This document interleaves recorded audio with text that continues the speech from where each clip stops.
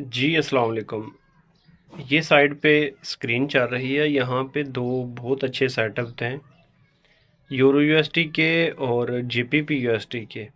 और गोल्ड की भी इसमें इसी एरिया पे अच्छी एंट्री हो सकती है, लेकिन हम जाएंगे यूरो यूएसडी के साथ और जीपीपी यूएसडी के साथ।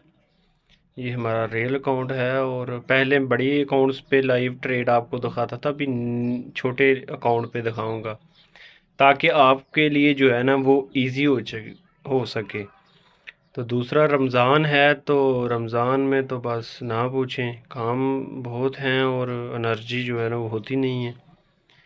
तो आई होप कि ये हमारी ट्रेडों का सफ़र अच्छा रहे और हम निचले लेवल से इसको क्लोज़ करेंगे अगर हमारे हक में चलेगी। अगर ब्रेक इवन कर दे या एसल कर दे तो फिर वो एक अलहदा स्टोरी है।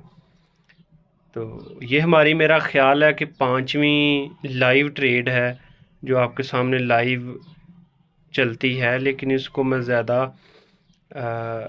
लाइव शूट नहीं कर पाता। उसकी कुछ रीज़न्स हैं। अपना ख्याल रखिए। अल्लाह हाफ़िज़।